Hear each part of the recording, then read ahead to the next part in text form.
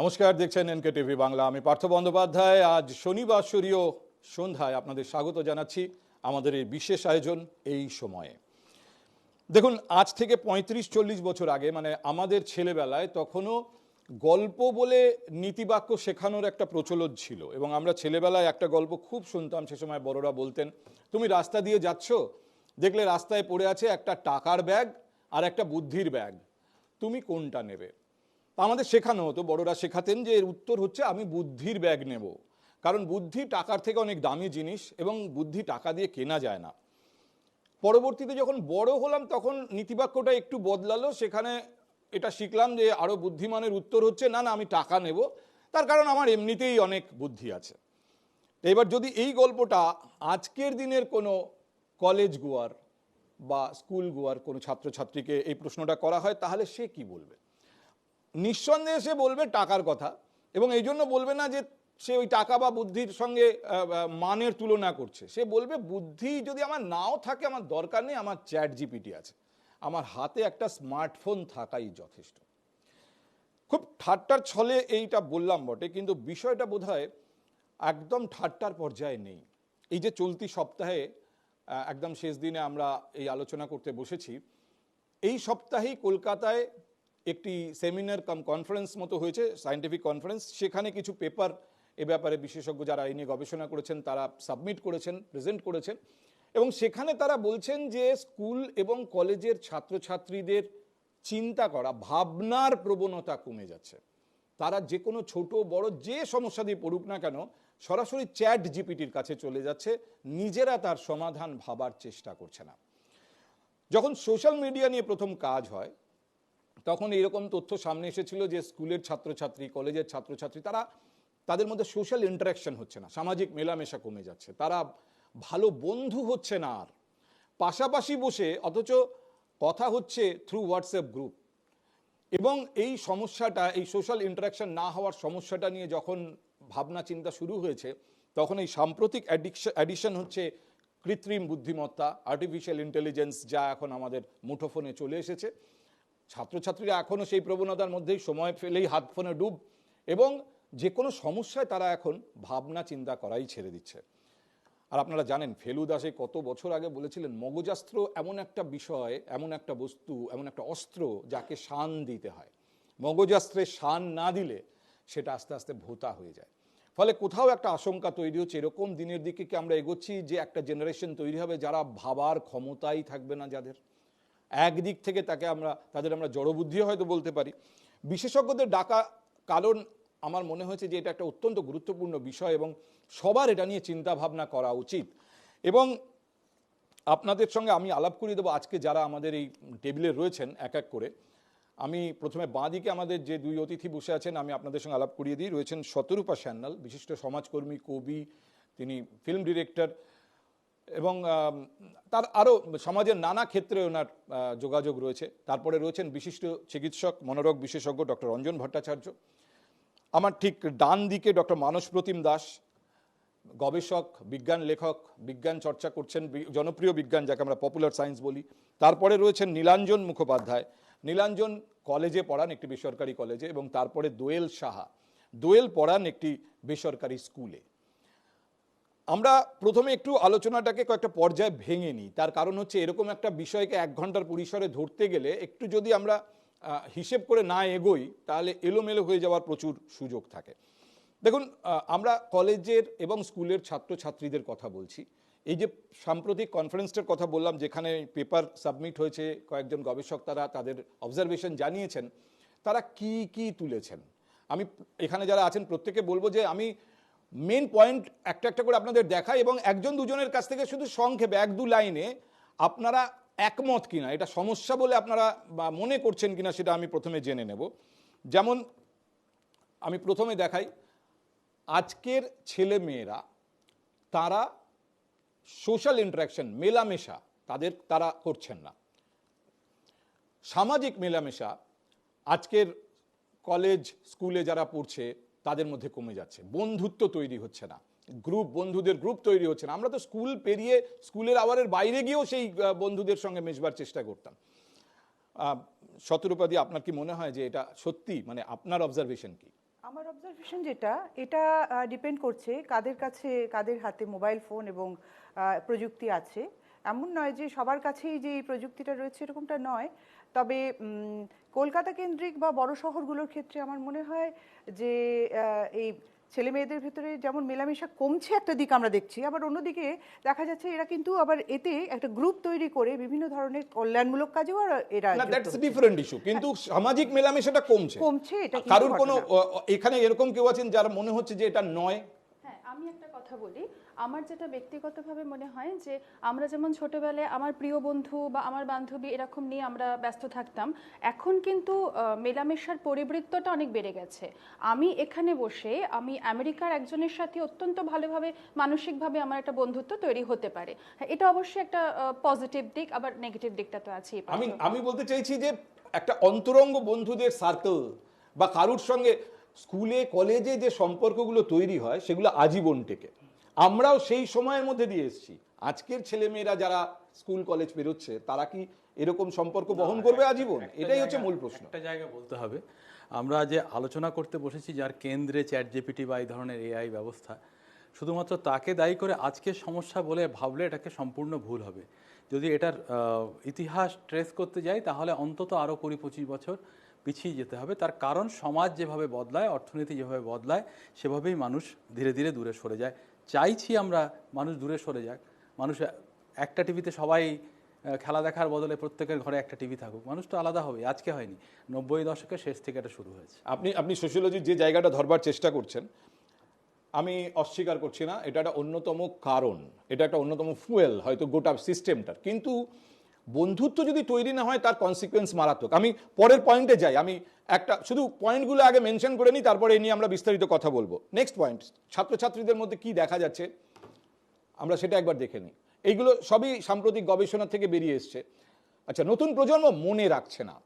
আমাদের সময়ে একটা একটা জেনারেল নলেজ বলে একটা ব্যাপার ছিল, কুইজ কম্পিটিশন হতো, বিভিন্ন তথ্য মাথার মধ্যে রাখার একটা প্রবণতা এবং প্রয়োজনীয়তা ছিল। আজকের ছেলে মেয়েদের কাছে সেটা নেই।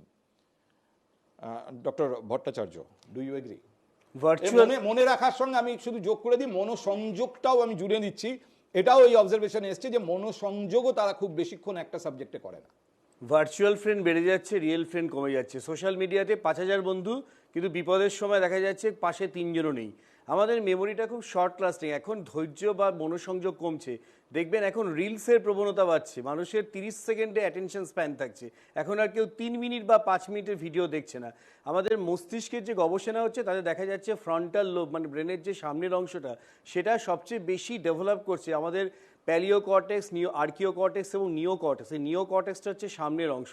এবং এই সময় যে আজকে যে তরুণ প্রজন্ম, মানে আমাদের বয়ঃসন্ধিক্ষণ পর্যন্ত আমরা যদি বলি, তাহলে এই সময় তাদের মধ্যে ভাবাবেগ অত্যন্ত বেশি। এক কথায় বলতে গেলে এদের ব্রেনটা হচ্ছে অর্থাৎ মার্সিডিজ বেঞ্জ গাড়ির ইঞ্জিনের মতো, অ্যামাইগডালা, কিন্তু ব্রেকটা যেখানে প্রিফ্রন্টাল কর্টেক্স, সেটা সাইকেলের ব্রেকের মতো। তাহলে মার্সিডিজ বেঞ্জ গাড়ির ইঞ্জিন কখনো সাইকেলের ব্রেক দিয়ে আটকানো যায় না। মানে আপনি সমস্যাটাকে মেনশন করছেন, আপনি বলছেন যেটা হচ্ছে, একসঙ্গে বেশিক্ষণ মনোসংযোগ করছেন না এবং মনে রাখার চেষ্টা করছেন না। এখানে কারুর এ ব্যাপারে বিপরীত মত আছে, এটা আগে জেনে নিই, তারপরে এ নিয়ে পরে আমরা বিস্তারিত আলোচনা করব। এ ব্যাপারে দেখা যাচ্ছে মোটামুটি সবাই একমত। নেক্সট পয়েন্ট, অবজারভেশনে বা গবেষণায় যে তথ্যগুলো বেরিয়ে আসছে, আজকের দিনের স্কুল কলেজের ছেলে মেয়েদের মধ্যে ভাবছে না। তার মানে এখানে আসছে চ্যাট জিপিটি বা এমনকি সিরি, তারপরে মাইক্রোসফটের একটা কি আছে বা অ্যালেক্সা, এদের কাছেও সমস্যার সমাধান চাওয়া হচ্ছে, নিজেরা ভেবে কোনো সমস্যার সমাধান করছে না। ডক্টর দাস।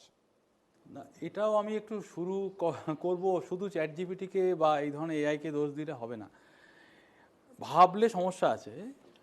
আমি ডিপে যাব একটু পরে। আমি বলছি ডক্টর দাস, জেনারেল অবজারভেশন মানে ধরুন ক্লাসে এখানে নীলাঞ্জন আছেন, দোয়েল আছেন, ক্লাসে গুরু রচনা আমাদেরও লিখতে দেওয়া, যে বিজ্ঞান আশীর্বাদ না অভিশাপ, খুব পপুলার ছিল আমাদের সময়, এইসব লিখতে দেওয়া হতো। আমরা ভাবতাম বা পড়াশুনো করে মনে রাখার চেষ্টা করতাম, পয়েন্ট সেগুলো থেকে লিখতাম। এখন স্ট্রেট চ্যাট জিপিটিকে বলে দাও, ও বানিয়ে দেবে, আমি সেখান থেকে লিখে দেবো। এই প্রবণতা বাড়ছে। ধরনও বদলে গেছে। এখন গোটা একটা কবিতা মুখস্থ করতে খুব একটা জোর দেওয়া হয় না, মুখস্থ করে বলতে হবে। পরীক্ষার যে পদ্ধতি, নিয়মিত পরীক্ষা হয়, তার পদ্ধতি যেরকম এমসিকিউ টাইপের প্রশ্ন যেভাবে আসছে শুরু থেকে, সেখানে ওইভাবে মনে রাখার দরকার হচ্ছে না। কিন্তু হ্যাঁ, প্রতিযোগিতামূলক পরীক্ষায় যেতে হলে, আপনাকে নিটে বসতে হলে, আপনাকে আইআইটি এন্ট্রান্সে বসতে গেলে অনেকটা মনে রাখতে হবে। এ নিয়ে কিছু করার নেই। কিন্তু প্রশ্ন হচ্ছে যে সাধারণ ছাত্রছাত্রীদের প্রবণতা, ভাবনা চিন্তা করব না, ভাবনার দায়টা চ্যাট জিপিটিকে চাপিয়ে দেব, এইটা বাড়ছে কিনা? যদি এটা বাড়ে তাহলে একটা কনসিকুয়েন্স তৈরি হবে, ভবিষ্যতে হবে, এক্ষুনি আমরা বুঝতে পারছি না কিন্তু ভবিষ্যতে হতে পারে। এটা বাড়ছে কিনা আমি শুধু সেইটা জানতে চাইছি। What is your observation? Nilanjan কলেজে পড়ান। এখনকার দিনে ছাত্রছাত্রীদের মধ্যে আমি দেখেছি পড়াতে গিয়ে বা বিভিন্ন রকমের গবেষণামূলক কাজকর্ম করতে গিয়ে, যে আগেকার দিনে বা আমাদের সময় তো আমরাও হার্ডলি 1-2 বছর আগে আমরা যখন পিএইচডি করেছি বা করেছি, তখনও দেখতাম যে আমাদের অত চ্যাট জিপিটির বা এই ধরনের কৃত্রিম বুদ্ধিমত্তা বা আর্টিফিশিয়াল ইন্টেলিজেন্সের অ্যাপ্লিকেশনগুলো থাকলেও তার এত বিস্তার ঘটেনি, তা আমাদেরকে ভাবনা চিন্তা অনেক করতে হতো। কিন্তু এখনকার দিনে একটা ছোট জিনিসও, মানে খুবই সিম্পল জিনিস, যেটার জন্য হয়তো খুব বেশি ভাবনা চিন্তারও দরকার পড়ছে না, বা কোনো পরীক্ষার আগের দিন, মানে যার জন্য হচ্ছে কি এখন টেন্ডেন্সি হয়ে যাচ্ছে বা এদের অভ্যেস হয়ে যাচ্ছে যে চ্যাট জিপিটির ওপর করেই পরীক্ষায় পাশ করব, ফলে যার লং টার্মে যার এফেক্টটা খুবই একটা খুবই বোঝা যাচ্ছে যে এটা it's a point of concern also. আচ্ছা, আরো একটা পয়েন্ট আছে, সেই পয়েন্টটা আমি দেখে নিই, তারপর বিস্তারিত আলোচনায় যাচ্ছি। এখনকার স্কুল ছাত্রছাত্রীদের প্রবণতার উপর গবেষণা করে যে পেপারগুলো সাবমিট করা হয়েছে তাতে আরো একটা পয়েন্ট মেনশন করা হয়েছে, কমে যাচ্ছে কল্পনা শক্তি। কল্পনা শক্তি কমে যাওয়ার বিষয়টা আমি শতরূপাদি আরেকবার আপনার কাছে ফিরে আসবো। কল্পনা শক্তি কমে যাওয়ার মানে আমরা তো ভবিষ্যতে গীতিকার পাবো না, ভবিষ্যতের কবি পাবো না, গল্পকারও পাবো না, সাহিত্যিকও পাবো না। তার কারণ আমাদের ছোটবেলার কথাটুকুনি বলতে পারি, সেটা হচ্ছে আমার বাবা একজন শিক্ষাবিদ ছিলেন, তোমরা জানো। আমাদের ছোটবেলায় না তিনি আমাদেরকে কোনো কমিক্স পড়তে দিতেন না, মানে কমিক্স আমাদের বাড়িতে ঢুকতো না। সিনেমার যে পত্রপত্রিকা যেখানে নানা ধরনের গালগল্প থাকে সেগুলো আমাদের বাড়িতে ঢুকতো না। আর রহস্য রোমাঞ্চের কোনো বই আমাদের ছোটোবেলায় একটা নির্দিষ্ট বয়স পর্যন্ত পড়তে দেননি। এটা কিন্তু আমি পরবর্তীতে বুঝতে পেরেছিলাম, এটা মানসিক গঠন, এই যে প্রযুক্তি নির্ভরতা বা কল্পনা শক্তির জায়গাটাতে একেবারেই একটা মানে প্রথমে একটা এমবার্গো চাপিয়ে দেওয়া, এই জিনিসটা তিনি জানতেন যে এই জিনিসটা হয়। আজকের দিনে আমাদের যেটা মনে হচ্ছে এই যে প্রযুক্তি নির্ভরশীলতা, সেইটা তো ভবিষ্যতে যদি সত্যি সত্যি ছেলে মেয়েদের কল্পনা শক্তির জায়গাটাতে একটা বড় ব্লক তৈরি করে, তাহলে তো মানে মানুষ তো একটা মানে কি বলবো, একটা মানুষের জাতীয় একটা প্রাণী থাকবে, কিন্তু তার মস্তিষ্কটাই তো আসল, তার মস্তিষ্কই সভ্যতা তৈরি করেছে, তার মস্তিষ্কই সংস্কৃতি তৈরি করেছে, সেইটা তো সব শেষ। আপনি অধ্যাপক তরুণ সান্যালের প্রসঙ্গ টানলেন এবং কমিক্স পড়তে দেওয়া হতো না বললেন। এটা আমার মনে আছে একটা সময় বিতর্ক হয়েছিল যে রামায়ণ পড়ছি যখন, তখন আমরা রামায়ণটা কল্পনা করি, অর্থাৎ জটায়ু কিরকম দেখতে। কমিক্স মানে সেখানে তো জটায়ু আঁকা আছে, ফলে আর কল্পনা করব না, তখন আমি ভাববো এই যেটা আঁকা আছে সেটাই জটায়ু। এই যে কল্পনা করার প্রবণতাটা থেমে যাচ্ছে, কমে যাচ্ছে, এটাকে অ্যাড্রেস করা হয়েছিল, যার জন্য কমিক্সের বিরোধিতা করেছিলেন অনেকে, যে কমিক্স মানে সেখানে তো আমি একটা ভিজুয়াল পাচ্ছি, ভিজুয়ালটা আমার কল্পনা শক্তি কমিয়ে দিচ্ছে। আমার সেটা মনে পড়ে গেল আপনি যখন কমিক্সের প্রসঙ্গ তুলেন। কিন্তু আমি আগে এবার একটু বিস্তারিত আলোচনায় যাই। ডক্টর ভট্টাচার্যের কাছে একটা বিষয় জানতে চাই, যেটা আমি আমাদের এই আলোচনার প্রাসঙ্গিকতাটাকে অনেকটা প্রতিষ্ঠা করবে, অথবা মনে হতে পারে যে এটা অপ্রাসঙ্গিক। আমরা এটা কি এই প্রবলেমটাকে কি ওভাররেট করছি, নাকি সত্যি এটা problem we have to address? কমিক্সের জগৎ থেকে যদি চ্যাট জিপিটিতে আমরা যাই, তাহলে এই যে আপন মনের মাধুরী মিশায়, এই মনের মাধুরী মেশানোটা কিন্তু উড়ে গেল হচ্ছে সেই 1995 সাল থেকে।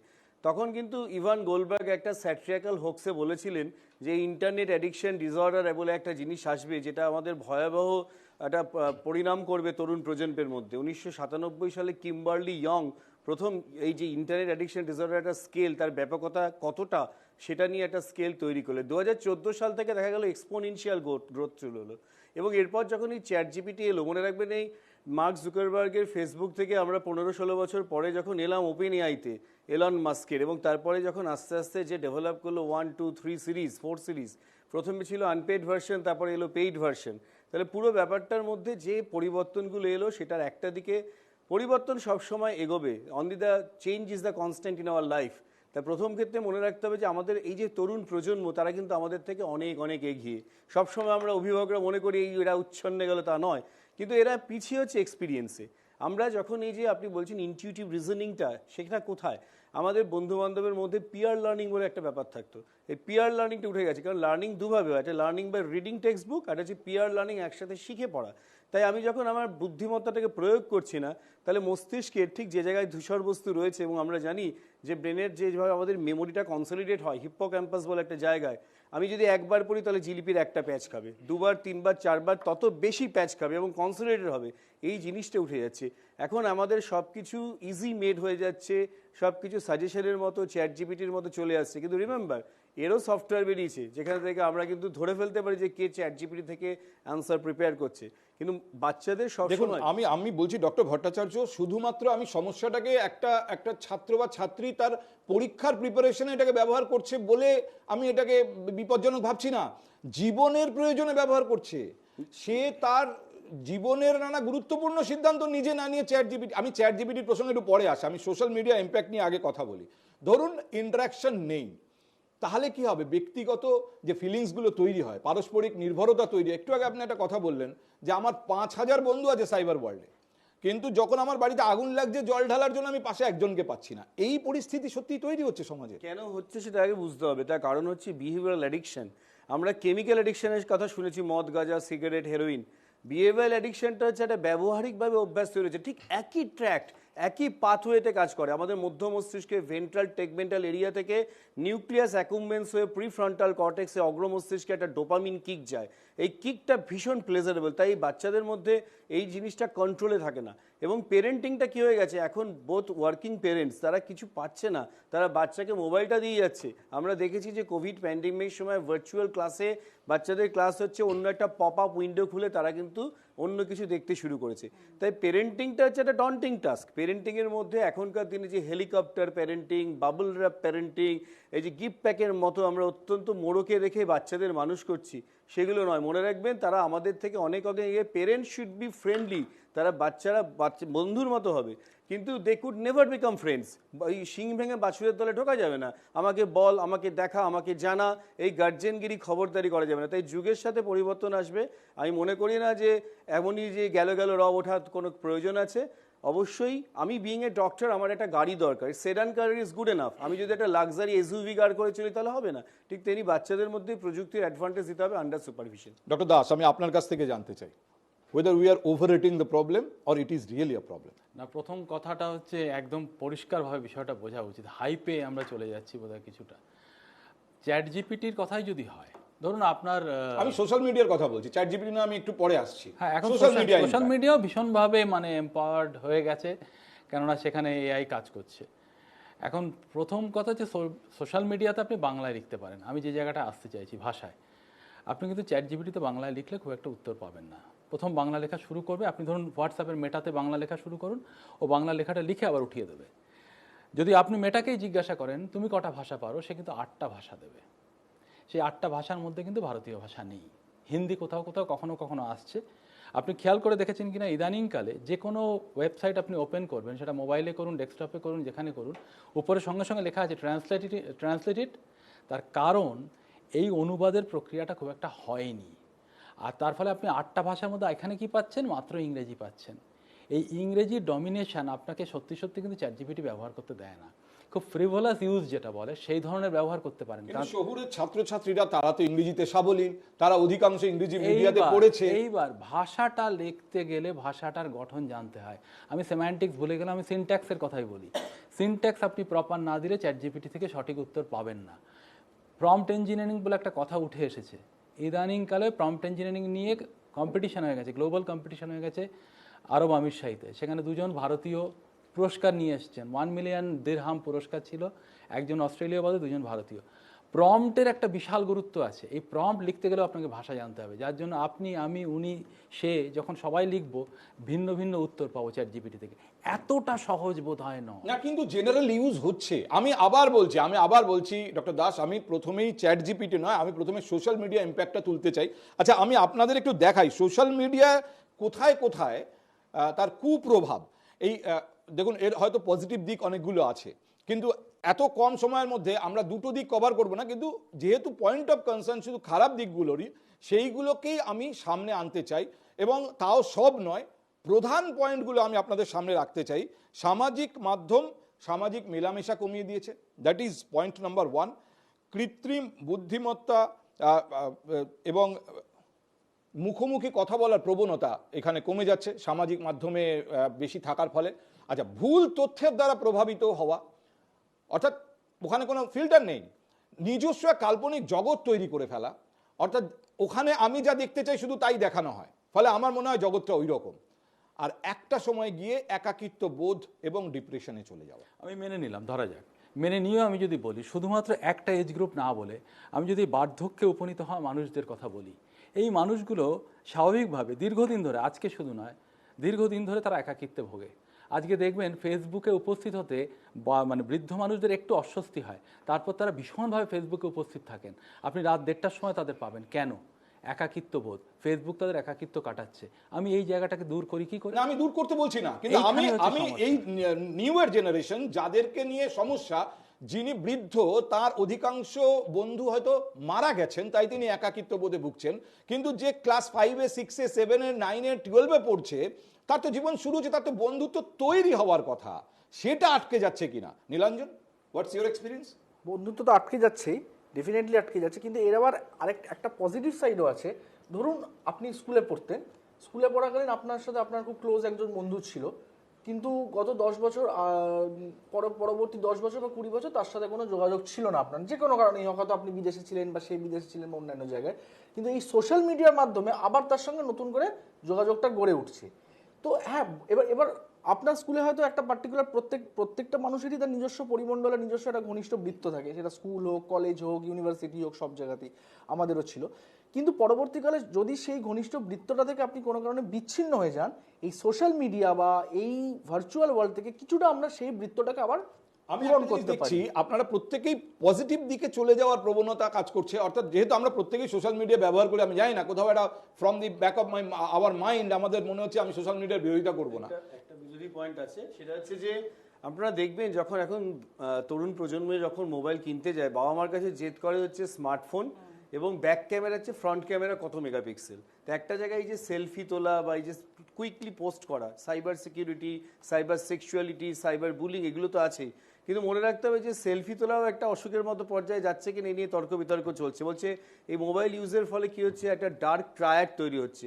তাদের একটা আছে মেকিয়াভিলিজম, একটাতে আছে সাইকোপ্যাথ, আরেকটা আছে নার্সিসিজম। এই যে নার্সিসিজম, আত্মপ্রেম, যে গ্রিক দেবতার জলে নিজের প্রতিচ্ছবি দেখে ঝাঁপিয়ে পড়েছিলেন, ঠিক তেমনি আমাদের মধ্যেই প্রবণতা দেখা যাচ্ছে। আমি আপনাকে বলছি ডক্টর ভট্টাচার্য, গতকাল বা গত পরশুর ঘটনা, নিউ টাউনের একটি হোস্টেলে একটি বেসরকারি ইউনিভার্সিটির এক ছাত্র, সে বোধহয় লয়ে 2nd বা 3rd ইয়ারের ছাত্র, আত্মহত্যা করেছে ছাদ থেকে লাফিয়ে পড়ে।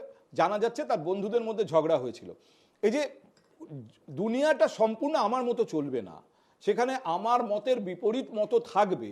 সোশ্যাল মিডিয়ায় থাকলে এই ইয়ং মাইন্ডস তারা মনে করছে সেখানে তো সব নিজের মতো, আমি যেগুলো দেখতে চাই শুধু সেইগুলো দেখানো হয়। এইটারই কি কুপ্রভাব যে সে এই অপোনেন্ট সাইড, অপোজিট সাইডটা যখন সামনে গিয়ে ফেস করছে তখন সে কোপ আপ করতে পারছে না। দুর্ভাগ্যজনকভাবে 10ই সেপ্টেম্বরটাই কিন্তু এই মাসে আমরা বিশ্ব আত্মহত্যা প্রতিরোধ দিবস হিসেবে উদযাপিত করি, এবং প্রতি 3 সেকেন্ডে সারা পৃথিবীতে একজন মানুষ আত্মহত্যার চেষ্টা করেন, এবং প্রতি 40 সেকেন্ডে মানে প্রতি 13টি আত্মহত্যার অ্যাটেম্পটের মধ্যে একটি সাকসেসফুল এবং একজনের নাম জীবনপঞ্জি থেকে চিরতরে মুছে যায়। 1.5 লক্ষ মানুষ ভারতবর্ষে এবং 8 লক্ষ মানুষ সারা পৃথিবীতে প্রতি বছরে আত্মহত্যা করেন, 2019 সালের তথ্য।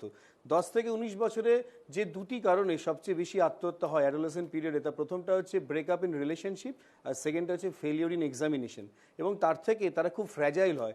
এখন 3-4 জনের মতো একটা ছোট্ট গ্রুপ তৈরি হয় হোয়াটসঅ্যাপের মধ্যে, এবং তার মধ্যে থেকে একজনকে যদি মার্জিনালাইজ করা হয়, অপ্রেস করা হয়, বুলি করা হয়, তাকে কোনোভাবে দেখা যায় সে তখন তাকে গ্রুপ থেকে লেফট করিয়ে দেওয়া হয় বা তাকে ভেহিমেন্টলি সবাই অ্যাটাক করতে থাকে, তখন তাদের এই ফ্র্যাজাইল মাইন্ড, আমি একটু আগেই বলেছি তারা অপরিণত মস্তিষ্কের অ্যামাইগডালা খুব 18 বছর বয়স, বড় দুঃসাহ, স্পর্ধায় নেয়, মাথা তোলবার ঝুঁকি, তাই তখন তারা এইরকম আঘাত মেনে নিতে পারে না, এবং তখন অবশ্যই একটাই পরিণতি আসে, এবং suicide comes as an impulse, তাৎক্ষণিকভাবে আবেগের মধ্যে আসে এবং তাৎক্ষণিকভাবেই সেই হঠকারী সিদ্ধান্ত নিয়ে ফেলে। তাই এই সব জায়গায় সতর্ক থাকতে হবে কীভাবে আমরা কথা বলবো, এবং তাদের পর্যাপ্ত পরিমাণে পেরেন্টিং, কাউন্সিলিং, টিচার্স রোল, কারণ একটা শিশু ট্রায়াডের মধ্যে থাকে, একদিকে পেরেন্টস থাকে, একদিকে টিচার্স থাকে, আরেকদিকে আমরা মেন্টাল হেলথ প্রফেশনাল। এবং এই যে ধরুন যে উদাহরণটা আমি দিলাম, এই দুর্ভাগ্যজনক ঘটনাটা কলেজ ছাত্রের ঘটিয়েছে, কিন্তু তার মেন্টাল প্রিপারেশন তো স্কুল থেকেই শুরু হয়েছে, তার মানে সেখানেই প্রবলেম ছিল। দোয়েল, আপনারা যখন স্কুলে দেখছেন ছাত্রছাত্রীদের, তাদের মধ্যে এই প্রবলেম আপনারা কি ফিল করেন যে কোথাও একটা ডিফারেন্স তৈরি হচ্ছে? আমরা প্রতি মুহূর্তে এটা নিয়ে চিন্তা ভাবনা করছি এবং ইদানিং একটা বিষয় খুব দাঁড়াচ্ছে, সেটা হচ্ছে চাইল্ড প্রোটেকশন পলিসি, সিপিপি, এবং আমাদের বেশ কিছু স্কুলে এটা অলরেডি ইন্ট্রোডিউসড হয়ে গেছে। এবার এটা কি, মানে আমরা দেখছি একটা ক্লাসের মধ্যে, বিশেষ করে আমি যেহেতু টিনেজের এই সময়টাকে নিয়ে আমি পড়াই, বয়স সন্ধিক্ষণে যারা দাঁড়িয়ে আছে, তাদের মধ্যে অনেকেই খুব ডিপ্রেশনে চলে যাচ্ছে, এটা মানসিক অবসাদে ভুগছে। আমরা যখন ছোটবেলাটা কাটিয়েছি, আমরা বোধহয় এই ডিপ্রেশন, ফ্রাস্ট্রেশন, এই কথাগুলোর সাথে এতটা পরিচিত ছিলাম না যেটা এখন হচ্ছে। তা কেন হচ্ছে এটা যদি আমি মূলে পৌঁছই, তাহলে দেখতে পারি যে আমি খুব বেশি দিন আগে যাব না, আমি ধরে নিয়েছি কোভিডের সময়টা আমরা সবাই এক একটা ছোট ছোট জোনের মধ্যে ঢুকে গেছি, আমরা সবাই একটা নিজস্ব সীমারেখার মধ্যে আমরা নিজেকে সীমায়িত করে ফেলেছি। এবার পড়াশোনাটা বন্ধ করার কোনো উপায় ছিল না, আমরা অনলাইন ক্লাস শুরু করলাম, সেখানে রীতিমতো টাইম টেবিল মেনটেন করে আমাদের ক্লাস নেওয়া হলো। মা বাবারা দেখছেন যে মোবাইল স্ক্রিনটার সামনে আমার ছেলে বা মেয়ে তারা স্কুল ইউনিফর্ম পরে বসে আছেন এবং তারা নিশ্চিন্ত হলেন যে না ঠিক আছে, এবার তারা একটা স্কুলের টাইম টেবিল মেনটেন করছেন, সময়টা জলে যাচ্ছে না। কিন্তু কি হলো, আমরা দেখতে পাচ্ছি যে অ্যাটেন্ডেন্স যখন আমরা রেগুলার নিচ্ছি, বেশিরভাগ ক্ষেত্রেই তারা নেই, দিনের পর দিন তারা নেই, তারা ক্লাস অ্যাটেন্ড করছে না, মা বাবা দেখছেন তারা ক্লাস অ্যাটেন্ড করছে না, তাহলে তারা কোথায় যাচ্ছে? তারা চলে যাচ্ছে অন্য সাইটে। এবং এই যে দুটো বছরের পরিধির মধ্যে যে কতটা অবক্ষয় ঘটলো, আমরা চোখের সামনে দেখেছি। ভালো ভালো ছেলে মেয়েরা তারা কোথায় নিচে নেমে গেল। বেশ, আমাদের একটা ছোট বিজ্ঞাপন বিরতিতে যেতে হবে। আরেকটা পয়েন্ট আমরা এখানে তুলেছিলাম, সেটা হচ্ছে মেলামেশা হচ্ছে না, মানে কি আড্ডা হচ্ছে না। আমার এইটা নিয়ে যখন আমি ভাবনা চিন্তা করছিলাম যে এই প্রোগ্রামটা নিয়ে আমরা আজকে কথা বলবো, এই বিষয়টা নিয়ে বারবার আমার আগন্তুক ছবিটার কথা মনে পড়ছিল, যেখানে গ্লোরিফাই করা হয়েছিল আড্ডা বিষয়টাকে। যদিও কিছুটা বাঙালির আড্ডাকে সমালোচনাই করেছিলেন সত্যজিৎ রায়, কিন্তু তবু আড্ডা একটা ব্যাপার ছিল। বাঙালি আর আড্ডা সিনোনিমাস, বাঙালি মানে সেখানে আড্ডা থাকবে। আড্ডা থাকছে না, কলেজ ক্যান্টিনে আজকাল আড্ডা হয় না, কলেজের সিঁড়িতে, ইউনিভার্সিটির সিঁড়িতে আড্ডা হয় না। এটা মানে কতটা চিন্তার ব্যাপার। আমরা ফিরে আসছি একটা ছোট্ট বিজ্ঞাপন বিরতির পর, আমাদের সঙ্গে থাকুন।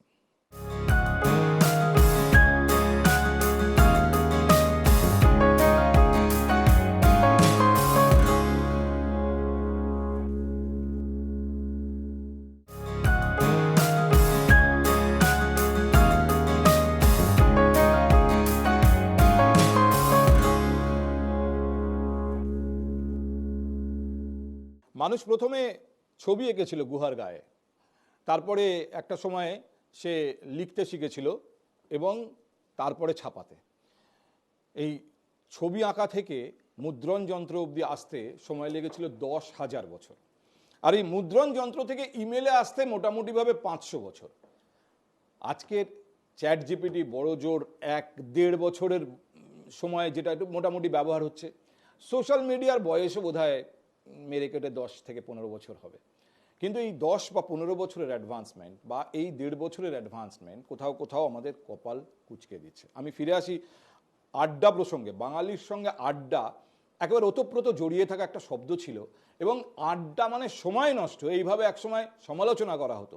শতরূপাদি, আজকে যখন আমরা আলোচনা করছি যে আড্ডা কমে যাচ্ছে, আমরা কি আশ্বস্ত হচ্ছি তাহলে প্রোডাক্টিভ হচ্ছে বাঙালি, নাকি কোথাও একটা আশঙ্কিত হচ্ছে? আমি তো খুবই আশঙ্কিত হচ্ছি, কারণ হোয়াট ইজ অ্যান আড্ডা, এটা যদি জিজ্ঞেস করা হয় যে আড্ডাটা কি, সেটা তাহলে বলছি আড্ডা হচ্ছে আমার একটা মিটিং, সেটা কোনো এজেন্ডা ছাড়া একটা মিটিং।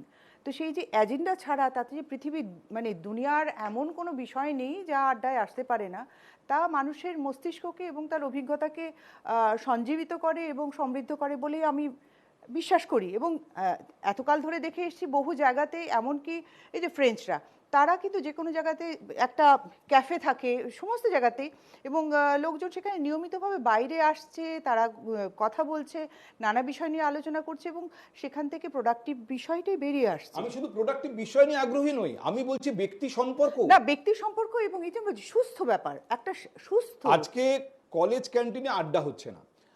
আপনি জানেন আজকাল নিত্যযাত্রীদের আড্ডা হয় না, যেটা একটা সময় ছিল যে ট্রেনে একসঙ্গে দল বেঁধে একটা দীর্ঘ সময় তারা যায়, রোজ যায়, এবং সেখানে একটা আড্ডা হয়, নিদেন তাস খেলা হয়, অথবা গান বাজনা হয়। এই ইন্টারাকশনটা কমে গেছে, পাশাপাশি বসে থাকে, কথা বলে না। ডক্টর দাস, আমি জানতে চাই ইম্প্যাক্টটা হচ্ছে, আমি দেখেছি নিত্যযাত্রীদের কারোর বিয়ে হচ্ছে, দল বেঁধে সেখানে তারা যাচ্ছে, হ্যাঁ, এবং কারো জন্মদিন তো ট্রেনের মধ্যে, আমি নিজে একসময় নিত্যযাত্রী ছিলাম, আমি দেখেছি ট্রেনের মধ্যে কেক এনে কাটা হচ্ছে। এই যে একটা পারস্পরিক সম্পর্ক, কেউ বিপদে পড়লে বাকিরা ছুটে যাচ্ছে, এটা তো ক্রমশ কমে যাচ্ছে। আর নিত্যযাত্রার অভিজ্ঞতা এখনো ভোগ করি বলে সেটা পুরোপুরি গেছে বলতে পারবো না, তবে নিশ্চিতভাবে আপনি যেটা আমি একটা উদাহরণ হিসেবে বললাম। একদম সঠিক যে এটা অনেকটাই কমেছে। এখন এই কমার কারণকে সোশ্যাল মিডিয়া বা এগুলো নিয়ন্ত্রণ করছে কিনা সেটা একটা ব্যাপার আছে।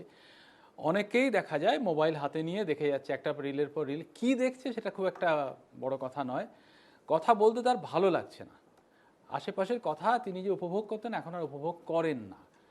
তো কথা বললে তার মনে হয় যে না, কিছু সমস্যাও হতে পারে, আমি কি কথা বলতে কি বলবো, তাতে কি প্রতিক্রিয়া হবে, আমার ভালো লাগবে না, দিনটা খারাপ যাবে, এইটা ভেবেও কিন্তু অনেক মানুষ সরে থাকছেন।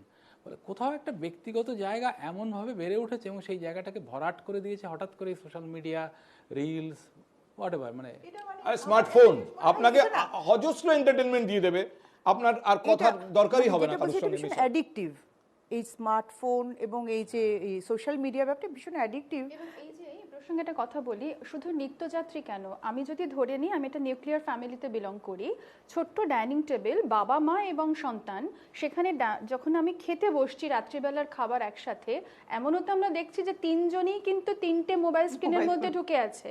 যারা ব্লাড রিলেটেড নিজের সম্পর্কের মানুষজন, তারাও তো নিজেদের থেকে বিচ্ছিন্ন হয়ে যাচ্ছে। আচ্ছা, এখানে একটা কথা বলুন, দোয়েল আছেন, নীলাঞ্জন আছেন, আপনারা ছাত্রছাত্রীদের সঙ্গে কথা বলে বোঝার চেষ্টা করেন যে তাদের মধ্যে এই পারস্পরিক বোঝাপড়া, বন্ধুত্ব, নির্ভরতা আদৌ তৈরি হচ্ছে কিনা? যদি না হয়, নাকি আপনাদের সঙ্গেও তাদের দূরত্ব তৈরি হচ্ছে? না, আমি যেটা বলতে পারি যে ক্লাসে যতক্ষণ ওরা থাকছে ততক্ষণ পর্যন্ত ওদের এই বিচ্ছিন্নতার কোনো সুযোগ থাকে না, কারণ আমরা এত রকম অ্যাক্টিভিটির মধ্যে ওদের রাখছি, ক্লাসের পর ক্লাস চলছে। কিন্তু যে ছেলেটি বা যে মেয়েটি অবসাদগ্রস্ত হয়ে পড়ছে, অনেক সময় আমরা তার সাথে আলাদা করে কথা বলার চেষ্টা করে দেখেছি, সেখানে একাকিত্ব বোধ কাজ করছে। বাড়িতে যখন ফিরছে তখন মা নেই, বাবা নেই এবং পুরো বাড়িটাই ফাঁকা, অথচ তার কোনো বন্ধুও তৈরি হয় না। তার কোনো বন্ধুও নেই, এবং তখন তার কিন্তু একমাত্র অবলম্বনের জায়গাটা হচ্ছে ওই মোবাইল কিংবা ল্যাপটপের স্ক্রিন। সেখানে সে অনেক বন্ধু তৈরি করছে, সমাজ বান্ধব যেটা হচ্ছে আর কি, যেটা আমরা দেখি সমাজ মাধ্যমে। কিন্তু কথাটা হচ্ছে যে এই যে বন্ধুত্বগুলো তৈরি হচ্ছে, সেখান থেকে যখন তারা আঘাত পাচ্ছে বা এমন কিছু তৈরি হচ্ছে, তখন কিন্তু তারা বেসামাল হয়ে যাচ্ছে, তখনই তারা এই ডিপ্রেশনের মধ্যে হারিয়ে যাচ্ছে। ডক্টর ভট্টাচার্য, আমাকে একটা জিনিস বলুন, এটাও একটা আশঙ্কার জায়গা যে সোশ্যাল মিডিয়া এবং আজকের জেনারেশন যারা সোশ্যাল মিডিয়া অভ্যস্ত, এই একটু আগে শতরূপাদি কথা বলতে গিয়ে বলছিলেন যে আমার বাবা একটা রুল করেছিলেন যে কমিক্স ঢুকবে না, কি বলে থ্রিলার এই বয়সের আগে পড়া যাবে না ইত্যাদি। এই যে একটা বাউন্ডারি তৈরি করে তার মধ্যে একটা আমাদের বড় করার প্রবণতা ছিল আমাদের গুরুজনদের, তার একটা কারণ ছিল। আজকে একটি ছেলে যেই মুহূর্তে সোশ্যাল মিডিয়ার অ্যাক্সেস পাচ্ছে, তার কাছে কিন্তু আর আপনি কোনো বাউন্ডারি রাখছেন না, ফলে সে খারাপ এবং ভালো প্রতিটা জিনিসের হদিশ পাচ্ছে এবং নাগাল পাচ্ছে। এই যে জায়গাটা তাকে অনেক বেশি প্র্যাকটিক্যাল করে দিচ্ছে বলে আমরা দেখছি বিভিন্ন গবেষণার রেজাল্ট। সে আর তার মধ্যে ইমোশন কমে যাচ্ছে, ফলে ইমোশনাল যে এক্সপ্রেশনগুলো, বন্ধুত্ব, ভালোবাসা, কারোর প্রতি মানে কি বলবো সহানুভূতিশীল হওয়া, এগুলো কি সত্যি কমে যাচ্ছে? আপনারা তো মানে টিনেজ বা স্কুল কলেজ গোয়ার পেশেন্টও হয়তো পান, আমি আপনার অভিজ্ঞতা জানতে চাইছি। এখন তো ফাস্টফুডের মতো এখন জেন জেড চলছে, আমাদের মোশন বেড়ে গেছে, ইমোশন কমে গেছে। আমাদের এখন মেল কমে গেছে, হাতে লেখা চিঠি, সেই ইনল্যান্ড লেটার এখন ইমেল চলে এসছে। তা প্রত্যেকটা ক্ষেত্রেই যে ব্যঙ্গময় গল্প বা ঠাকুরমার ঝুলি, এগুলো সব তো এখন অতীত হয়ে গেছে। তবে আড্ডাটা যেটা বাঙালির একটা প্রোটোটাইপ ছিল, ট্রেডমার্ক ছিল, আরমার্ক, সেই আড্ডা যখন চায়ের পেয়ালায় তুফানও তোলে, কোট আন কোট চায়ে পেয়ে চর্চাও হয়, কফি হাউসেও সেরকম তুফান ওঠে। কিন্তু মুশকিলটা হচ্ছে যে এখন এই চিংড়ি বা ইলিশ, মোহনবাগান, ইস্টবেঙ্গল সব কিছুর দ্বন্দ্বই কিন্তু আড্ডা দিয়ে শুরু হতো। সম্প্রতি যে সমীক্ষাটা সেটা ভয়াবহ, সোশ্যাল মিডিয়া রিলেটেড। একটা ব্যাপার আমরা বললাম না, জেন্ডার ডিসক্রিমিনেশনও হচ্ছে। মহিলাদের ক্ষেত্রে দেখা যাচ্ছে যে মোবাইল ফোনের ইউজটা কম, কিন্তু প্রতি পুরুষ দেখা যাচ্ছে একজন 22 সেকেন্ডে তার স্মার্টফোন চেক করে এবং প্রতি মহিলা 44 সেকেন্ডে তার চেক করে স্মার্টফোন। স্টুডেন্টদের ক্ষেত্রে এটা কোনো পরিসংখ্যান, আমি যে পরিসংখ্যানটা একটা সমীক্ষাতে করেছে, কিন্তু দেখা গেছে মহিলারা পুরুষদের থেকে গ্যাপ নিয়ে করলেও যখন মহিলাদের মধ্যে এই অ্যাডিকশনটা আসতে থাকে বিহেভিয়ার, 3 গুণ বেশি করতে থাকে। আপনি বলেন বয়স্ক মানুষদের ক্ষেত্রে আমরা এটাই জানি যে তাদের ক্ষেত্রে অ্যাডভান্স স্লিপ ফেজ সিনড্রোম হয়, মানে early to bed and early to rise. রাত 9টা-10টায় শুয়ে পড়েন, ভোর 4টে, এবং যত সকালে ঘুম ভাঙবে তত ডিপ্রেশনের চান্সটা বাড়বে, আর্লি মর্নিং অ্যাওয়েকেনিং। কিন্তু এখনকার জেনারেশন হচ্ছে delayed sleep phase syndrome. Mobile phone হচ্ছে চোখের যেমন ক্ষতি না করে, রেটিনাল ড্যামেজ করছে, তেমনি আমাদের স্লিপ ফেজটাকে পুরো পিছিয়ে দিচ্ছে। রাত 3টে-4টে ওয়েব সিরিজ 5টা পর্যন্ত দেখে যাচ্ছে, সেটা থামছে না। নেক্সট যেটা আসছে সেটা হচ্ছে আমাদের এই ফ্র্যাজাইল যে আমাদের ব্রেনটা থাকছে, সেখানে আমাদের ব্রেক থাকছে না, আমরা জানি না কখন থামতে হবে, এবং তার ফলে অনেক রকম চোরা স্রোতে আমরা ভেসে যাচ্ছি। এবং এই মোবাইল ফোন বা এই যে আমাদের একটা নতুন সমীক্ষা যেটা পশ্চিমবঙ্গে হয়েছিল 24শে জানুয়ারি, এটা পাবলিশ হয়েছে 2024-এ, সেটা শিশুদের মধ্যে প্রবণতা দেখা যাচ্ছে যে একজন 6 থেকে 8 বছরের শিশু অ্যাভারেজ 8 ঘন্টা মোবাইল ফোন ইউজ করছে, এবং 14 বছর পর্যন্ত দেখা যাচ্ছে প্রতিদিনে 10 থেকে 12 ঘন্টা ইউজ করছে। আমাদের যে গাইডলাইন আছে ইন্ডিয়ান একাডেমি অফ পিডিয়াট্রিক্সের বা ইন্ডিয়ান সাইকিয়াট্রিক সোসাইটি, তাদের বলা আছে যে 2 বছর পর্যন্ত বাচ্চাকে মোবাইল ফোন দেওয়া যাবে না, একমাত্র long distance call with the parents or grand parents ছাড়া। 2 থেকে 10 বছর পর্যন্ত সামগ্রিকভাবে 1 ঘন্টা, এবং non essential use of the mobile চলবে না, পড়ার কাজের জন্য চলতে পারে।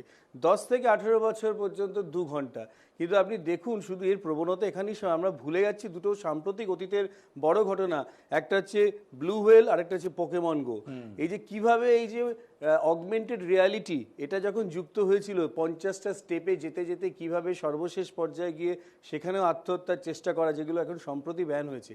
তাই আমরা সবসময় মনে রাখতে না, হবে ব্যান হয়েছে কিন্তু বিপদটা কাটেনি। যে কোনো সময় আবার একটা অন্য চেহারা সেই জিনিসটা সামনে আসতেই পারে। একদম। যখন আসবে তখন আমরা টের পাবো। আচ্ছা, আমাদের হাতে সময় কমে আসছে, আমি এবার সোশ্যাল মিডিয়া থেকে একটু সরি। আর একটা জিনিস যেটা আমার ধারণা এই নিয়ে আলোচনা করলে অনেক দীর্ঘ সময় আলোচনা করা যায়, সোশ্যাল মিডিয়া মিম বলে একটা ব্যাপার আছে। অদ্ভুত হচ্ছে যে সামাজিক সমস্যাগুলো দারুণভাবে মিমে ধরা পড়ে, কিন্তু ফলে আমরা যেরকম পুরনো খবরের কাগজ ঘাঁটি, পুরনো বই পড়ি সেই সময়ের সোশ্যাল সিস্টেমটাকে বোঝার জন্য, তার সোশ্যাল ট্যাবুগুলো কী ছিল জানার জন্য, কোনোদিন ভবিষ্যতে এই এখনকার মিম দেখলে লোকে এই সমস্যাগুলো এখন কি জায়গায় আছে তাই থেকেই তারা বুঝে যাবে।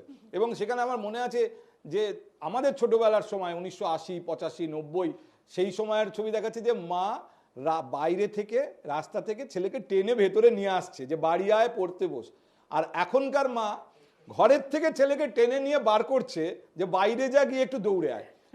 এইভাবে সমাজটা বদলে গেছে। আমি এবার একটু চ্যাট জিপিটি প্রসঙ্গে আসি, এবং চ্যাট জিপিটিতে কি মূল কুপ্রভাবগুলো পড়ছে সেটা আপনাদের একটু দেখাই। এগুলো সবই এই সাম্প্রতিক গবেষণার সামনে আসা, এবং তার মানে কতটা ভালো মন্দ প্রভাব আদৌ কতটা কম বেশি আমরা সেটা নিয়ে পরে কথা বলছি। আমরা দেখে নিই কি কি পয়েন্ট উঠে এসছে চ্যাট জিপিটি নিয়ে। তথ্য মনে রাখার প্রবণতা কমছে, প্রয়োজন হচ্ছে না, যে কোনো তথ্য আমি চাইলেই আমার স্মার্টফোন আমাকে দিয়ে দেবে। কল্পনা শক্তি কমছে, আমরা একটু আগে এটা নিয়ে কথা বলেছি এক প্রস্থ, যেহেতু আমাকে কল্পনা করার কোনো দরকারই নেই, আমি চ্যাট জিপিটিকে বললে কবিতাও লিখে দেবে। সংকট মুহূর্তে সিদ্ধান্ত গ্রহণের ক্ষমতা কমছে। এটা হচ্ছে যেহেতু সিদ্ধান্ত নেওয়ার অভ্যেসটাই চলে যাচ্ছে, যখন কোনো সংকট আসছে তখন গিয়ে সে আর সিদ্ধান্ত নিতে পারছে না। শতরূপাদি, আপনি নিজে একজন কবি, একটা সময় ছিল আমরা অনেক সাহিত্য, বাংলা সাহিত্যে প্রমাণ আছে যে তুমি বাঙালি আর টিনেজে কবিতা লেখনি, মানে টিনেজে একজন বাঙালি কবিতা লিখবে এটা খুব স্বাভাবিক ব্যাপার। স্বাভাবিক। আজকে টিনেজের বাঙালি কবিতা লেখে? আমি ঠিক এই খবরটা রাখি না, সত্যি কথা বলতে কি। তবে আবেগ যখন মানুষের জীবনে থাকে, যে বয়সটাতে থাকে, বিভিন্ন বিষয়ে সেটা গ্রামাটিক্যালি কতখানি মানে উন্নত হলো সেটা নয়, কিন্তু সে নানাভাবে প্রকাশ করার চেষ্টা করবে। কিন্তু আজকের এই যে বিষয়টা নিয়ে আমরা আলোচনা করছি, এই যে প্রযুক্তির উপর নির্ভরশীলতা, এবং সেক্ষেত্রে হচ্ছে একটা মশা যদি আমার হাতে এসে বসে, মানে আমার কি এটি স্বাভাবিক, আমার শরীরের একটা রিফ্লেক্স, আমার চট করে হাত দিয়ে আমি মশাটাকে মারি। কিন্তু যদি আমার এই গোটা বিষয়টাই যে রিফ্লেক্স, আমার যে ভাবনা চিন্তা করা, চট করে একটা কোনো সিদ্ধান্তে চলে আসা, যে এটাই যদি ক্রমশ আমার নির্ভরশীল হয়ে যায়, কল্পনাটাও নির্ভরশীল হয়ে যায়, তাহলে কবিতা কি করে লিখবে? এবং তার থেকেও বড় কথা আমি আপনাকে আমি উদাহরণ হিসেবে বলছি। ধরুন আমি কবিতা লিখি কেন? আমি কবিতা লিখতে পারি, আমি ওইভাবে ভাবি, ওইটাকে শব্দে প্রকাশ করি। আরেকজন কবিতা লিখতে পারে না, তাকে আমি শোনাই। এখন তো সবাই লিখবে। আপনার কবিতার বিষয় আপনি চ্যাট জিপিটিকে বলে দেন, চ্যাট জিপিটি আপনাকে কবিতা লিখে দেবে। হ্যাঁ, বাংলায় লিখবে না হয়তো, একটু আগে ডক্টর দাস বলছিলেন যে সে 8টা ভাষা জানে, আজকে লিখছে না, 2 বছর পরে বাংলাতে হয়তো লিখে দেবে। আমার মনে হয় না এআই কোনোদিন মানে কবিতা লিখতে পারবে বলে। কেন বলছি, যে যেমন ধর গগনে গরজে মেঘ ঘন বরষা, কুলে একা বসে আছি নাহি ভরসা, এই দুটো লাইন যদি প্রথম লাইনটা দেওয়ার পরে যে বলা যায় সোনার তরীর মতন একটা বিষয় নিয়ে তুমি কবিতা লিখে ফেলো, সেটা কবিতাটা হয়তো একটা কিছু হবে, দাঁড়াবে, কিন্তু এই জিনিসটা কিছুতেই হতে হয়তো পারে হবে না। না, দ্যাট ইজ ওকে, কিন্তু এই ফার্স্টেশনটাতে কাজ করবো, আমি কবিতা লিখবো কেন? আমার যেখানে চ্যাট জিপিটি আছে সে বললেই কবিতা লিখে দেবে। ডক্টর দাস। না, প্রথম কথা হচ্ছে আমাদের এখন পত্রপত্রিকা বেরোনোর ব্যাপারটা কিন্তু সংখ্যা অনেক বেড়ে গেছে, আপনারা হয়তো খেয়াল করেন না। শুধুমাত্র ফেসবুকের মাধ্যমে তারা যোগাযোগ করে নিজেরা পত্রপত্রিকা বার করছে। এই পুজোকে কেন্দ্র করে আপনি যদি 2-3টে জায়গা যেখানে খুব কম পয়সা হল ভাড়া পাওয়া যায় সেখানে যদি গিয়ে দেখেন প্রত্যেকদিন হল বুকড এবং প্রত্যেকদিন পত্রিকা বেরোচ্ছে, সেখানে পত্রিকায় কবিতা আছে, প্রচুর পরিমাণে কবিতা। ভালো কি মন্দ কবিতা সেটা দরকার নেই, মানুষের মধ্যে মনের মধ্যে ছন্দ কাজ করে, এটা খুব স্বাভাবিক, মানুষ সেটা প্রকাশ করতে চায়। কল্পনা শক্তির কথা যেটা বললেন, কল্পনা শক্তিতে এইবার চ্যালেঞ্জটা মানুষ সত্যি সত্যি ফেস করছে। আপনাকে সারপাস করতে হবে চ্যাট জিপিটি, যেটা লার্জ ল্যাঙ্গুয়েজ মডেল ছাড়া কিচ্ছু নয়, বিভিন্ন জায়গা থেকে তুলে এনে জিনিসগুলো আপনাকে নির্যাস দিচ্ছে। এবার সত্যি সত্যি আপনার কল্পনা শক্তি আছে কি না, নাকি আপনি ইটসেলফ রোট ওয়েতে ভেবেছেন এতদিন, এর প্রমাণ হবে। আমি অন্য একটা জায়গায় আপনার একটু অনুমতি চাইছি, সেটা হচ্ছে দুটো শব্দ ডাক্তার ভট্টাচার্য খুব সুন্দর বলছিলেন, বুলি আর এম্বার্গো, বুলি আর প্যাম্পারিং বা ডোপামিন কথাটা বেশি এখানে প্রযোজ্য। আমরা প্রত্যেকে না প্যাম্পার্ড হতে চাই, আপনি আমি কেউ অস্বীকার করব না। ওই যে জন্মদিনে যে কেকটা যে পায়েসটুকু দেওয়া হয় না, ওটা প্যাম্পার করে, ওটা না দিলে ভালো লাগে না আমাদের। ফলে আমরা যদি প্যাম্পার্ড না হই কোথাও, আমরা ধীরে ধীরে সরে যাব। আর সেখানেই আসে বুলি। আপনি আড্ডার কথা বললেন, গোষ্ঠীর কথা বললেন, আপনি কোনোদিন অস্বীকার করতে পারবেন না আড্ডা বা গোষ্ঠী বুলি দ্বারা নিয়ন্ত্রিত। যে মুহূর্তে বুলির আপনি অনুগত হতে রাজি আছেন, আপনি আড্ডায় থাকবেন, না হলে থাকবেন না। এটা নিয়ে আমি আরেকটা ডিবেটে মারতে পারি, কোনো অসুবিধা নেই। টেনিদা ঘনাদা এরা তো করেই একদম বুলি থেকে যখন আপনি সরে আসছেন তখন আপনি একা। সে আপনি কি ভাবছেন ফেসবুক এমনি এমনি এসেছে, ইনস্টাগ্রাম এমনি এমনি এসেছে? কত গবেষণা হয়েছে মানুষের পার্সোনাল স্পেসে যে ভ্যাকুয়ামটা আছে সেটা পূরণ করার জন্য কি করতে হয়। ঠিক সেই জন্য ফেসবুক এত সফল, আরও সফল হবে ফেসবুক, কেননা মানুষ এমনিতেই কিন্তু একা। সেই একাকিত্ব ভরাট করার কোনো জায়গা আমরা খুঁজে পাইনি। থার্ড, আমি এটা দিয়ে শেষ করতে এটা চাইবো, তো একটা ডার্ক সাইড, এটাই যে এতদিন ছিল না, এটা আমরা aggressive করি। ওকে, বাট এটা এমন একটা জায়গায় চলে যাচ্ছে যে মানুষ এটার প্রতি অ্যাডিক্টেড হয়ে গিয়ে তাদের ফিজিক্যাল ইন্টারাকশন কমে যাচ্ছে। স্বামী স্ত্রী কথা বলছে না, দুজনে দুটো ফোন নিয়ে বসে আছে, মানে this is too much, the height of. সবথেকে বড় ছবিটা ছিল হাসপাতালে রোগী দেখতে গেছে, দুজন বন্ধু গেছে, রোগীও মোবাইল করছে, দুজন বন্ধুও মোবাইল করছে, সব থেকে বড় উদাহরণ। আমি আরেকটা কথা শেষে বলতে চাইবো, চ্যাট জিপিটি নিয়ে যে ভয়টা, তার বদলে চ্যাট জিপিটিকে যদি ইনোভেটিভলি ব্যবহার করা যায়, ওই যে বললাম এখন মানুষ আর যন্ত্র সামনে দাঁড়িয়ে আছে, মানুষের তৈরি যন্ত্রকে অকারণে ফ্র্যাঙ্কেনস্টাইন বলবেন না, মনে হচ্ছে মানুষের সত্যিকারের বুদ্ধি আছে কিনা সে চ্যালেঞ্জ করছে। শুধুমাত্র জোট করে বিভিন্ন জায়গা থেকে এলএলএম এর মতো আপনি করছেন কিনা, নাকি আপনার সত্যিই বুদ্ধি আছে। কে বলেছে আমার ফিল্মগুলো যে স্ক্রিপ্ট তৈরি করছে চ্যাট জিপিটি, তার উপর ডেভেলপ করছেন ভালো চলচ্চিত্র পরিচালক, সেটা উনি তাহলে নিচ্ছেন। স্ক্রিপ্ট রাইটারদের কি হবে? মানে তার মানে কি? তার মানে human brain is no more required. অবশ্যই required। আমি বলছি ওটার উপর ডেভেলপ করছেন, সেটাই তো। ওটা জাস্ট একটা ইনিশিয়াল পয়েন্ট। এটা একটা skeleton। রিসার্চকে একটা ন্যারো skeleton এর ন্যারো উপরে- ফোকাস করে আনছে যে এইটুকুর মধ্যে তুমি খোঁজ করো, প্রথমে তুমি ভুল পথে যেও না। এই ইনোভেশনটা আমাদের দরকার চ্যাট জিপিটিকে ঘিরে। আসলে ভারসাম্যটা খুব প্রয়োজন। আমার সামনে যেটা আছে আমি তার কতটুকু নেব এবং কতটা নেব না। এবার এইখানেই তো বয়সের প্রশ্নটা আসে। ধরুন একজন প্রাপ্তবয়স্ক হয়তো এই সিদ্ধান্তটা নিতে পারেন, একটা অপ্রাপ্তবয়স্ক তো এই সিদ্ধান্ত নিতে পারবে না। এইখানেই প্রাপ্তবয়স্কের আপনার হাতটা ধরতে হবে। দায়িত্ব, আপনাকে দায়িত্ববোধ, মা একদম। বাবা হওয়া মানে বায়োলজিক্যাল মা বাবা হওয়া নয়। প্যারেন্টিং যেটা গাইডেন্স, বায়োলজিক্যাল মা বাবা সবাই হতে পারেন, মা বাবা হয়ে ওঠা, অভিভাবক হয়ে ওঠা একটা বড় চ্যালেঞ্জ, বিরাট। আমরা কেউই প্রায় পারি না, কিন্তু চেষ্টাটা বোধহয় এখন খুব নিবিড়ভাবে শুরু করা দরকার। কিন্তু এখানে একটা বক্তব্য বলবো, পেরেন্টিং মানেই আমাদের দেশে মনে করা হয় পেরেন্টিং এর যাবতীয় দায়িত্ব হচ্ছে মায়েদের। The entire care giving and the parenting falls on mother. আমি বিদেশে একটা বিপ ল্যাব বলে একটা কনফারেন্স হয়েছিল, বিহেভিয়ার অ্যান্ড পেরেন্টিং ল্যাব। সেখানে দেখা গেছে যে সমস্ত বাবা অন্তত সপ্তাহে 48 ঘন্টা করে কনস্ট্যান্ট তার বাচ্চাদের সময় দিয়েছে, তাদের কগনিটিভ ম্যাচুরিটি অনেক সুপিরিয়র হয়েছে, কারণ বাবার কাছ থেকে তারা পায় সেই সাহসটা। দৈনন্দিন সমস্ত প্রয়োজনে বাচ্চাদের মাকে লাগবে, মা আজকে স্কুলের টিফিনে কি নেবো, কোনটা লাগবে, কোন বই, কোন টিচারের কাছে পড়তে যাব, আবদারগুলো মাকে করবে। বাবা হচ্ছে সেই হিরো, সুপারম্যান, ব্যাটম্যান, হিম্যানের মতো, যে সপ্তাহের একদিন আসবে, সে সেই সাহসের সীমায় নিয়ে যাবে। তাই পেরেন্টিংটা দুজনকে কিন্তু রেসিপ্রোকেট করতে হয়। এখন দেখুন, এটা তো একটা আইডিয়াল সিচুয়েশনের কথা আপনি বলছেন।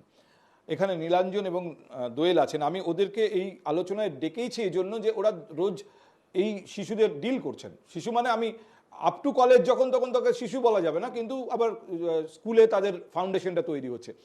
নীলাঞ্জন, আপনারা যখন পড়ানো কি হবে না হবে, কি সিলেবাস হবে, কিভাবে কমপ্লিট করা হবে, কে কোন অংশ পড়াবেন, এইসব নিয়ে আলোচনা করেন, তার সঙ্গে কি এই প্রিপারেশন হয় যে আজকের ছেলে মেয়েরা যে প্রযুক্তির সঙ্গে তাদের ওঠা বসা, আর কি, আমরা তো সেই প্রযুক্তির সঙ্গে ওঠা বসা করিনি ওই বয়সে, কিভাবে তাদের সামলাবেন, কিভাবে তাদের গাইড করবেন? একটা বড় অংশ তো তারা কলেজে দোয়েল এখানে আছেন, তারা স্কুলে কাটায়, আপনারা কিছু এই নিয়ে পরিকল্পনা করেন আজকের দিনে? হ্যাঁ, কারণ আমাদেরকে এটাও দেখতে হয় যে আমরা যখন কোনো জিনিস পড়াই, কোনো টপিক ক্লাসে পড়াই বা কোনো জিনিসের ওপর যখন বলি, এই টপিক হয়তো এখনকার দিনে সোশ্যাল মিডিয়া দৌলতে হয়তো ওই টপিক হয়তো অনেক ছাত্রছাত্রীরা হয়তো আগে থেকেই জানে। তাহলে সেই জন্য তাহলে আমরা ক্লাসে যে জিনিসটা বলবো সেটা যদি তারা যদি আগে থেকে যদি তাদের কাছে যদি সেটা যদি থাকে, তাহলে সেই ব্যাপারটা তাদের কাছে অতটা মনোগ্রাহী বা অতটা আকর্ষণীয় নাও হয়ে উঠতে পারে। তো আমাদেরকে সেই জন্য আগে থেকে সেই ব্যাপারগুলোকে নিয়ে একটু পরীক্ষা নিরীক্ষা, একটু পড়াশোনা করে রাখতে হয় যে কি কি ব্যাপারগুলো আজকালকার দিনে ওই সেম টপিকের ওপরে, ওই একই বিষয়ের ওপরে ওই সোশ্যাল মিডিয়া বা বিভিন্ন ধরনের আমি আপনাকে যে প্রশ্নটা করেছি আপনি বোঝেননি।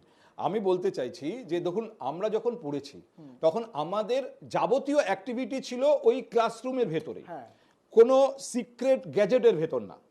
ফলে আমরা খেয়ে এসছি কিনা, আমরা শরীর খারাপ কিনা, কারোর সঙ্গে আমার ঝগড়া হচ্ছে কিনা, সবটাই কিন্তু ওই ক্লাসরুমের ভেতরে, এবং টিচাররা তার খোঁজ রাখতে পারতেন, এটা সম্ভব। কিন্তু আপনি আজকে যে ক্লাসরুমে ঢুকছেন, সেখানে যে 40 জন বসে আছে, তার মধ্যে 40 জনের নিজস্ব একটা জগৎ আছে, এবং সেই জগতে সে কোন স্ট্যাটাসে আছে আপনি কি করে খোঁজ রাখবেন? আপনি কিভাবে তাকে সেখানে সঠিকভাবে গাইড করবেন? This is the challenge of, কি বলবো, দিস টাইম, এই সময় যখন আপনারা শিক্ষকতা করছেন। আজ থেকে 40 বছর আগে, 30 বছর আগে যিনি শিক্ষকতা করেছেন, তার সঙ্গে আকাশ পাতাল তফাৎ। আপনারা কিভাবে প্রস্তুত করছেন নিজেদের? আমরা তখন প্রস্তুত করি নিজেদেরকে এরকমভাবে, আমাদেরকে তখন যতটা সম্ভব ইন্ডিভিজুয়াল গাইডেন্স, প্রতিজনের সাথে কথা বলা বা কোনো ছোট ছোট গ্রুপ তৈরি করে তাদের সাথে আলাদাভাবে মিটিং করে যে তাদের কি সমস্যা। এই প্রসেসগুলো হচ্ছে এখন, এই প্রসেসগুলো শুরু হয়েছে, এই প্রসেসগুলো ইন ট্র্যাক, এবং এইগুলো আস্তে আস্তে আরো বাড়াবার চেষ্টা করা চলছে, এবং স্কুলে এটা আরো বেশি মারাত্মক একেবারেই। এবং আমাদের প্রতি মুহূর্তে নিজেদের আপডেটেড রাখতে হচ্ছে। যেটা উনি বললেন না যে পুরোনো দিনে পড়ে থাকলে আমাদের চলবে না, আমাদেরও নিজেদের তৈরি হতে হবে যে ওরা কোন লেভেলটা পর্যন্ত পৌঁছতে পারে। ওদেরকে আমরা জিজ্ঞাসা করতে পারবো না যে আমাকে শেখাও বা আমাকে দেখাও। তার জন্য ভীষণভাবে প্রয়োজন হচ্ছে আই কন্ট্যাক্ট। আমি যখন একটা ক্লাসের সামনে এসে দাঁড়িয়েছি, তখন আমার সামনে যে 30 জন বা 35 জন বসে আছে, তাদের প্রত্যেককে আমি ছোট থেকে বড় হতে দেখেছি, এবং আমি দেখেছি তার পরিবর্তনটা, তার রূপান্তরটা, সে কিভাবে ধীরে ধীরে হয়তো ছোট একটা গণ্ডির মধ্যে ঢুকছে কিংবা নিজেকে মেলে ধরছে।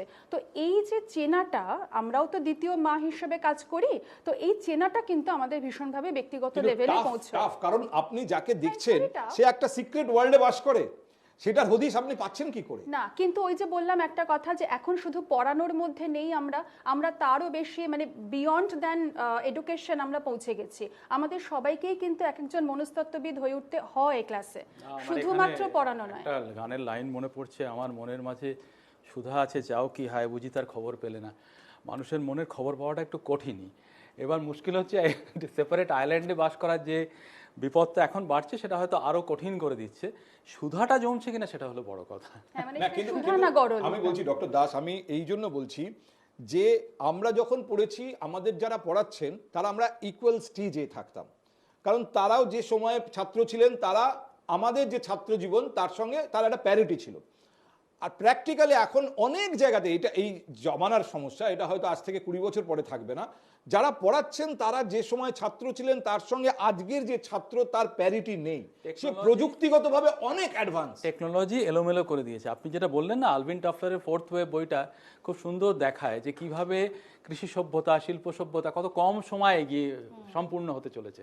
পরের সভ্যতাটা 400 বছরের জায়গায় 50 বছর নিয়েছে। তো এইটা হয়েছে, ভীষণ স্পিডে চলছে সময়, ভীষণ স্পিডে চলছে। ক্লাসে যেটা একটা জিনিস মনে রাখতে হবে যে টিচার্সদের, আমরা যেমন আমাদেরও টিচিং ট্রেনিং নিতে হয়, সেখানে know how, show how, does, এইভাবে আস্তে আস্তে 4টে স্টেজে পড়াতে হয়, ওই হাফ ফুল হাফ এমটির মতো।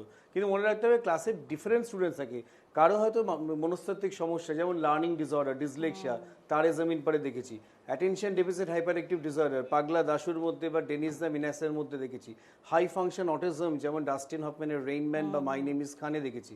তো সেই সমস্তগুলোকে আইডেন্টিফাই করা, স্পেশাল কেয়ার নেওয়া। কিন্তু মনে রাখতে হবে যে এই আমাদের যে প্রসঙ্গে হচ্ছিল যে কিছু ছন্দের জাদুঘর সত্যেন্দ্রনাথ দত্তর সাবস্টিটিউট কোনোদিনই চ্যাট জিপিটির চ্যাট জ্ঞানী হতে পারবেন না, কারণ ওখানে অ্যালিটারেশন গুরু গুরু মে গুমরি গুমরি গরজে গগনে গগনে গরজে গগনে ধেয়ে চলে আসে বাদলের ধারা নবীন ধান্য দুলে দুলে সমস্যা সারা হচ্ছে কোথায় জানেন আসবে না। ডক্টর ভট্টাচার্য, আপনি এটা বলছেন তার কারণ আপনি যখন পড়েছেন তখন সত্যেন্দ্রনাথ পড়তে হয়েছে। এখনকার একটা ছেলে, কটা ছেলে আপনি আমায় বলুন সত্যেন্দ্রনাথ পড়ছে? না, উনি তারা যে মনে কথাটা করছে বললেন না, ওইটাই স্ট্যান্ডার্ড।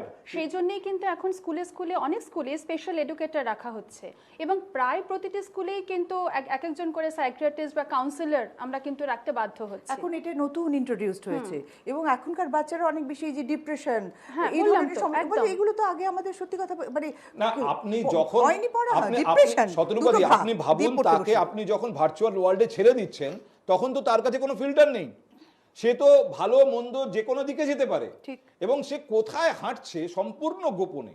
আপনি অ্যাজ এ টিচার জানেন না, মেবি আপনি অ্যাজ এ প্যারেন্টস জানেন না। So this is dangerous. এবং সব থেকে বড় কথা, এই জায়গাটাকে অ্যাড্রেস করার জন্য প্রপার ব্যবস্থাকে আমরা এখনো করতে পেরেছি।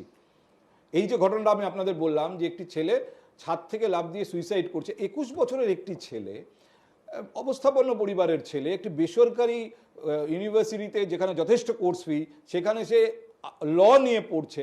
কি হতে পারে যে সে জীবন থেকে হাত ঝেড়ে ফেলতে চায়? না, এটা শুধু এলিয়েনেশন কিন্তু আইআইটিতে গত 1 দশক 1.5 দশক ধরে যে পরিমাণ আত্মহত্যা আমরা দেখতে পাচ্ছি, খবরে আসছে, সেটা কিন্তু একেবারে ভালো জিনিস নয়, মানে, এবং সেটা ধারাবাহিকভাবে হয়ে চলেছে।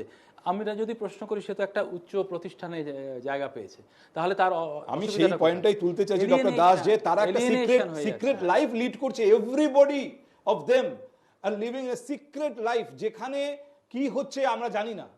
So, ওটাকে আমরা আটকাতে পারছি না। আমরা কিন্তু ইঁদুর দৌড়টা ভুলে যাচ্ছি, এই র্যাট রেস, আমরা কোটার কথা ভুলে যাচ্ছি। কত লোক ওখানে শেয়ার করতে না পারা আমাদের অনেক জটিল হয়ে গেছে, আরো অনেক অন্য জটিল হয়ে এলিমেন্টগুলো গেছে। ছিলই, তার সঙ্গে এটা জুড়েছে। একদমই। দেখুন, একদম শেষে এটাকে তো বলতে হবে যে প্রযুক্তি যেভাবে এগোচ্ছে তাকে আমরা ঠেকাতে পারবো না। We have two cope up. সুন্দর পিচাই বলেছেন যে আগুন আবিষ্কার করা যে রেভলিউশন, তার থেকে বড় রেভলিউশন নিয়ে আসবে এআই। ফলে আর আমরা যদি বাণিজ্যের দিক থেকে, আর্থিক দিক থেকে ভাবি, ভবিষ্যতের অর্থনীতি নির্ভর করছে দুটো জিনিসের উপর, এক হচ্ছে ব্যাটারি আর দুই হচ্ছে এআই, যেটা ফুয়েলের অল্টারনেটিভ দেবে, আর এটা হচ্ছে এআই তো আলাদা ইন্ডাস্ট্রি তৈরি হচ্ছে। একে ইগনোর করা যাবে না, ইগনোর করা যাবে না, কিন্তু এইটার যে জটিল আবর্তটা তৈরি করছে সেটাকে কোনোভাবে সেখান থেকে বেরিয়ে আসা বা সেখানকার দুর্ঘটনা রোকবার জন্য আমরা যথেষ্ট প্রিপেয়ার্ড কিনা, এটা আমাদের ভাবতে হবে। আমাদের হাতে আজকে সময় শেষ। অনেক ধন্যবাদ দোয়েল, নীলাঞ্জন, আপনাদের দুজনকে, ডক্টর দাস, ডক্টর ভট্টাচার্য, শতরূপাদি, আপনিও সময় দিয়েছেন। অত্যন্ত গুরুত্বপূর্ণ বিষয়, আমরা যখন বিষয়টা নিয়ে কথা বলে এরা প্রত্যেকেই স্বতঃস্ফূর্ত হয়ে সাড়া দিয়েছেন। আমি জানি না, আমরা তো কোনো সমস্যা এবং তার সমাধানের রাস্তা দেখানোর কথা বলছি না, আমরা শুধু যেটা ঘটছে এবং যে প্রবণতা সামনে আসছে সেই ছবিটা আপনাদের সামনে রাখলাম, এবং এটা অত্যন্ত গুরুত্বপূর্ণ একটা বিষয়। আমার ধারণা আগামী কয়েক বছর এই সমস্যা আমাদের জর্জরিত করবে। কিভাবে আমরা এই সমস্যার মোকাবিলা করব, এর কোনো স্ট্রিমলাইন রাস্তা এখনো পর্যন্ত আমাদের কাছে স্পষ্ট নয়। ধন্যবাদ আপনাদেরও আমাদের সঙ্গে থাকার জন্য। দেখছেন এনকে টিভি বাংলা।